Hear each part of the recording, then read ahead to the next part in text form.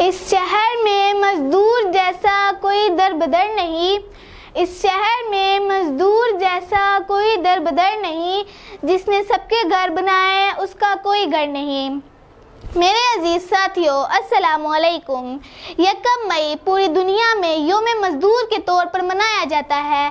اس دن کو منانے کا بنیادی مقصد مزدوروں کے حق کے لیے آواز بلند کرنا ہے۔ اس دن کو منانے کا آغاز شکاگو سے شروع ہوا۔ یہ دن اپنے ساتھ بے شمار سوالات لے کر آتا ہے اور بغیر جواب لیے ہی واپس چلا جاتا ہے۔ وہی لوگ پاتے ہیں عزت زیادہ، وہی لوگ پاتے ہیں عزت زیادہ جو دنیا میں کرتے ہیں محنت زیادہ۔ جناب صدر، کسی بھی معاشرے یا قوم میں سب سے محنت کش طبقہ ایک مزدور ہے۔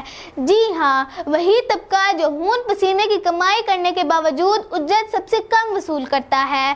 جناب صدر، کیسی دلچسپ بات ہے، جس کے لیے دن منایا جاتا ہے، محفلیں سجائی جاتی ہیں، وہ مزدور تو آج کے دن بھی کام پر جاتا ہے۔ جو موت سے نہ ڈرتا تھا بچوں سے ڈر گیا، جو موت سے نہ ڈرتا تھا بچوں سے ڈر گیا، ایک رات خالی ہاتھ جب مزدور گھر گیا۔